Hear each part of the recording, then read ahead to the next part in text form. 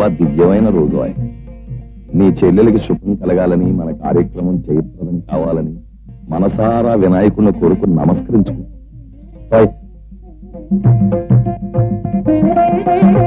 అమ్మాయి జంబాలత దండందుకు.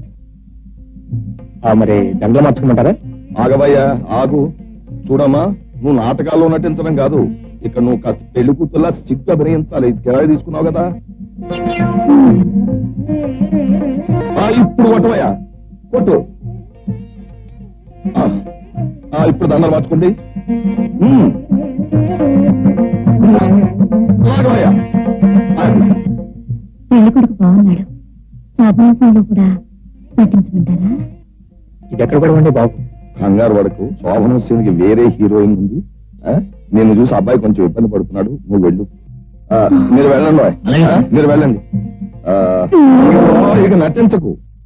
ఇలా అబ్బాయి, ఇవిగో 25,000. ముందు మీ చెల్లాయికి కళ్ళాపరేషన్ చేయించు. ఆ తర్వాత చక్కగా ముచ్చటగా మన ప్రేమాయణం ఆరంభించవచ్చు.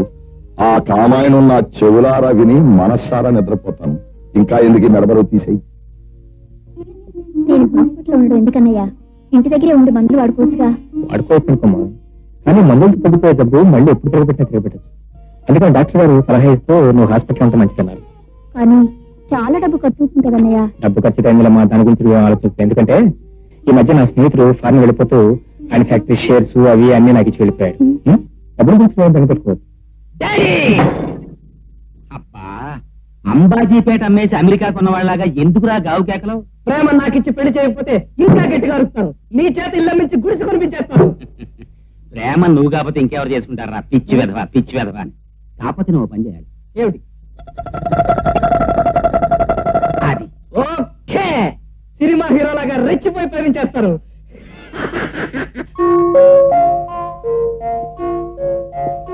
ప్రేమ నువ్వా? ఏమిటి వచ్చా? నిన్ను చూడాలని. చూసావుగా, ఇక దయచేయి. వెంటనే వెళ్ళిపోమంటే నేను ఒప్పుకోను. ఏమిటా గంతులు? విషయం ఏంటో చెప్పు. ప్రేమ, నువ్వంటే నాకెంతో ప్రేమ. ప్రేమ, నీ కోసం ప్రేమ కానుక గిఫ్ట్ ప్రెజెంట్ తెచ్చాను. సంతోషించాం.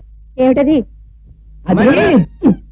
గోపరా, ఇలాంటి టైంలో నువ్వు ఇక్కడ రావడానికి నేను ఒప్పుకోకపోతే ఇబ్బంది లేదండి. అమ్మాయి గారు మీకోసం ఫ్రెండ్స్ వచ్చారు, బయట కార్లో ఉన్నారు, మిమ్మల్ని అర్జెంట్ గా రమ్మంటున్నారండి. వస్తుందని చెప్పు. ఏంటి అబ్బాయి గారు ఈ ఊరికే బరికేసుకుంటున్నారు? నా వీపు నేను బరుక్కుంటాను, కావాలంటే నేను బాదుకుంటాను. నా ఇష్టం. ప్రేమ, నా కాను తీసుకోకుండా నువ్వు వెళ్తే నేను ఒప్పుకోను. బాబా, ఇచ్చేదేదో తొందరగా వెళ్ళకూడదు, నేను వెళ్ళాలి.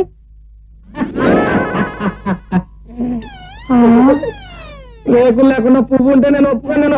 ఒప్పుకోకపోతే దీన్ని నెత్తి కొట్టుకో. తర్వాత ఇక్కడ పేదవాళ్లు కలిగిన ఇళ్లలో ఉన్న ఆడపిల్లల్ని ఎడాపెడా ఎలా ప్రేమించేశారు అన్న విషయాన్ని విశదీకరించడానికి మన ములక్కాడల పుష్పకుమారి గారు రాసినటువంటి గ్రంథరాజములు ఇవన్నీ కూడా. తర్వాత ఇవున్నాయి, చూశావు? ఏమిటో సార్, టన్నులు ఈ సాహిత్యం నేను చదివి జీర్ణించుకునేసరికి నేను కాస్త ముసలనైపోతాను, ఆ పిల్ల కాస్త పెళ్లి. శ్రమ నీకేమీ అక్కర్లేదయ్యా. ఈ మొత్తం పుస్తకాలన్నింటినీ చదివేసి వాటి తాలూకు ఆ సారాంశాన్ని నేను వంట పట్టించేసుకున్నాను. నీ ఊరికే టెక్నిక్ చెప్తాను, నువ్వు ఊరికే ప్రాక్టికల్స్ లో పెట్టడమే.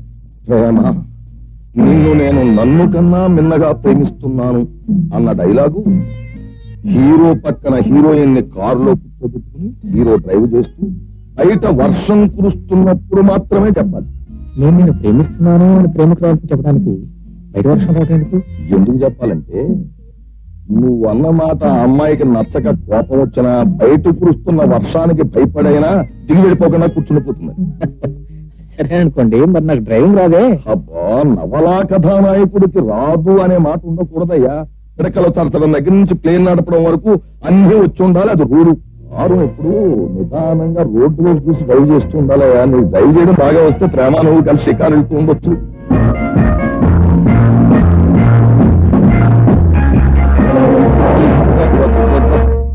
ఇకనైనా ఇవి కారులో పెట్టమంటారా? చూడమ్మా ప్రేమ, మీ స్నేహితురాలు పెళ్లి విషయాల్లో అక్కడ వాళ్ళంతా మొహోట పెట్టారని అడ్డమైన పదార్థాలు తిన్నామంటే ఆరోగ్యం చెడిపోతుంది.